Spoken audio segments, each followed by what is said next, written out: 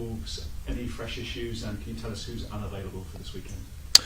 Yeah, so JC Todibo trained this morning, felt a lot better. So obviously see how he reacts today. Another training session tomorrow, so there's a chance that he'll be involved, which would be good for us. He obviously wasn't available against Wolves. Mo, very light training today, so we'll see again how he reacts to that, whether he can go in tomorrow. Again, he's got a chance for the weekend. Emerson just felt something a little. He had a block tackle towards the end of the game. We're just checking that over again. Nothing too serious, but he should be available. Apart from that, apart from our long-term ones, everybody's available. What is the problem with Killer? Sorry. It's like an overload in the hip area. So he just not really an injury, more fatigue. Felt some discomfort earlier on in the week, which ruled him out. Felt it was just too soon after his international break to be involved. And then, but like I said, it's calmed down quite a lot. And if he trains well tomorrow, then we've got a chance. Some West Ham fans were surprised that Todibo spent the whole game on the bench at Wolves. Is he ready to start this game?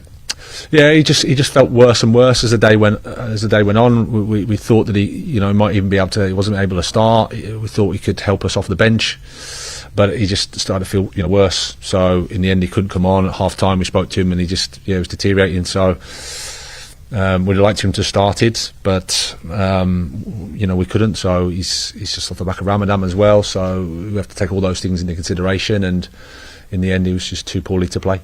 What's been said after Wolves, Graham, and what kind of reaction are you expecting this weekend? Well, we're disappointed because we want to win. We always have to put things in perspective as best we can. We weren't happy with the first half, certainly the second half of the first half. After the goal, I think we suffered too much. We actually started the game okay. We had a chance. It looked an easy chance for Fergie, but actually when you look at it back, it's a bit more difficult. It came across very quick to him through bodies, had to adjust his feet. It's not easy. But nevertheless, over the course of the first half, we weren't happy with how we played. And then second half we showed a really good reaction. And ironically, over the course of the game, in terms of chances and shots and all that stuff, it was relatively even game. So I think we're just on a little bit on the back end of margins at the moment. We were minutes away from winning at Everton, which is not easy. We had a very tight game against Newcastle, who are obviously in a really good place, just preparing for the cup final, and it was 1-0 with a sort of a dubious goal from our perspective, but nevertheless.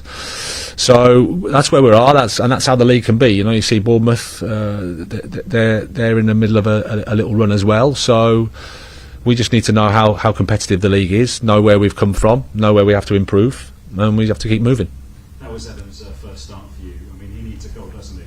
How far away is he from the Evan Ferguson Well, yeah, I think a goal helps. He had a goal for his international team. We always have to remember, and I've said it many a time, you have to remember where Evan's come from, what his situation is. The context of him, in terms of he's been out for a long time with injuries. He's a young player that's building up minutes and time. I just felt that it was the right thing to give Fulkrug some time at half time, just to affect us in a different way. But Fergie will come back. He's a strong character, and he's always ready to fight, already to help the team. Great about the building, always doing his best in training. So when you've got that type of attitude, you've got a chance. And you hooked Lewis at half time as well. How's he reacted to that? No, he was feeling his calves a lot as well, and it was more again, it wasn't anything to do with Lewis necessarily. Tactically, there's a few things we needed to adjust, so we used some extra midfield players, and that was the reason. But he's again a young player that will benefit from the experience, will get stronger and stronger. He's an asset of the club. Fantastic lad who tries his best every day. And wants to play, wants to be out there and helping the team, and his time will come again. Graham, you're 16th, there are 8 games left. You're not going to go down. You're 14 points above the drop zone, but you're 10 points behind Bournemouth in 10. You're in this kind of limbo land. How important is it to inspire the players to keep them going when the sort of jeopardy's gone almost in the season? Yeah, absolutely. I mean, we have that responsibility. That's our job. That's what we have to do.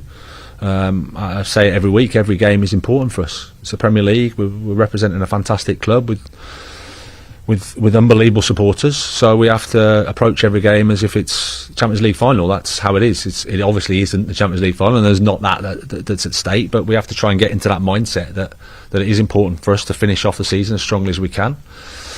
And that's what we'll do. Start again on Saturday. And the fans are waiting for lift-off under you, but so far 11 games, 3 wins, 2 draws, 6 defeats. I mean, what would you say about that?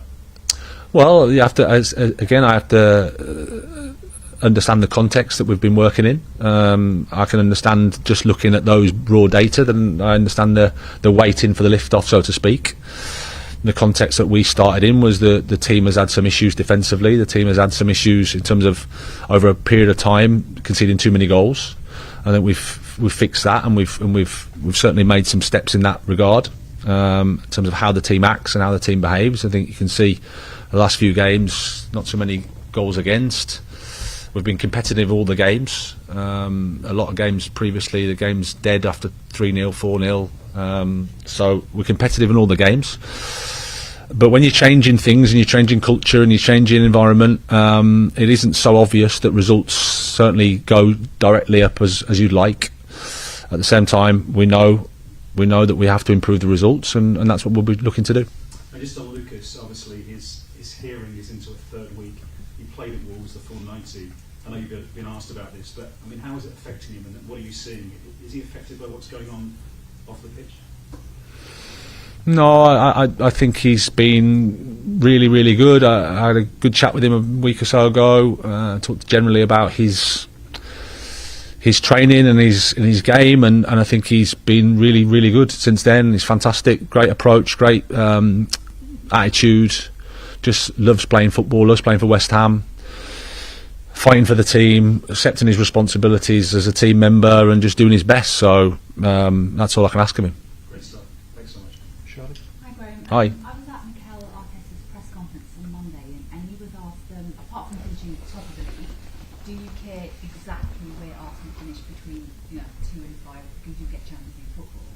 So just on a similar note, in terms of West Ham and where you finish exactly, because right now you're 16th in the table, does it matter to you exactly where the team finish, or is it right now, in terms of the end of the season, looking at how the team are playing and trying to get that consistency in themselves? I'd probably say both, to be honest. You want to finish as high up as you can. At the same time, you want to finish the season off in a good way, so you've got positivity, there's some progress, there's also information as to, okay, what do we need to do in the summer? How can we improve things? So I think it's a bit of both. I don't think you can dismiss the league table. At the same time, we know that from an ambition perspective, and what we wanted, wherever we are now, is not where we want to be.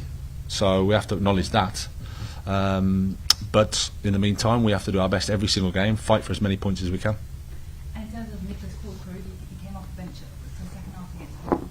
He had a positive impact, so now that he's fully fit again, I mean, what kind of impact do you feel he can have in these final 2 months? Yeah, and that's part of the context that I've just answered. We've been missing him and missing Somerville and Todibo for long periods, and arguably, from an offensive perspective, attacking perspective, big players for us. I think you could see what he brings to the team. He's unique in that way, big physical player, but also intelligent, good round the box, good touch, good technique.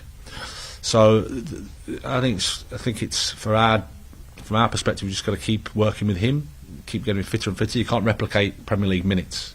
That's the challenge. But we can work hard enough in training every day, and he's done the same, that he's prepared to do it and he's prepared to play. And step by step, we'll look at how he recovers, and then see how much he can do on the weekend. And in terms of Bournemouth, you already mentioned that they're not going through such a great period at the moment. I think they've lost 4 games of their last 5, no winning in their last 5 Premier games.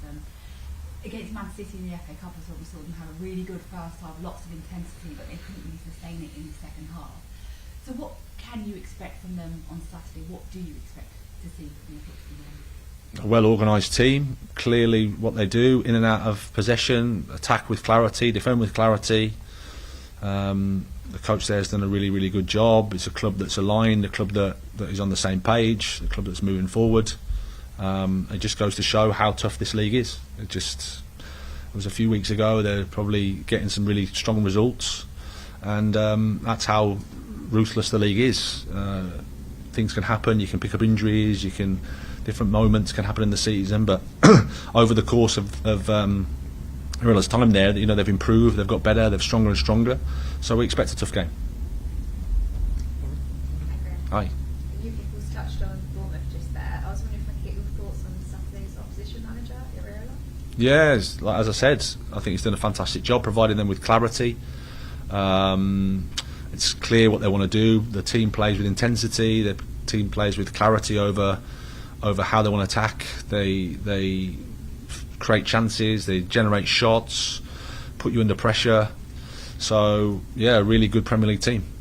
I just wanted to ask about your last couple of months as West Ham manager. Obviously, there's been quite a few defeats, but each time it's only by a really small margin, usually just a goal in it. Kind of, what do you think you and the team need to work on to kind of stop that from happening? Yeah, well, that's the job. That's the reality of the league.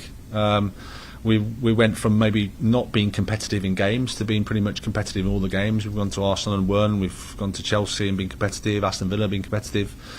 Like I said, narrowly against Newcastle. But nearly is not enough. So we have to carry on working with every aspect that we can. And the players have been great. The players have. Honest when things haven't been as good as we'd like. We all collectively take responsibility. I'm responsible for the results. I'm responsible for that. But the team are behind us. They're fighting, and we're looking forward to the game at the weekend. And finally, from the 8 games left, of course, you kind of took over halfway through the season. Are you already thinking ahead to next season and what you might like to achieve with West Ham?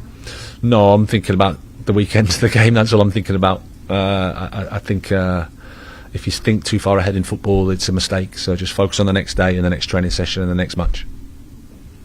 Okay, cameras off, please.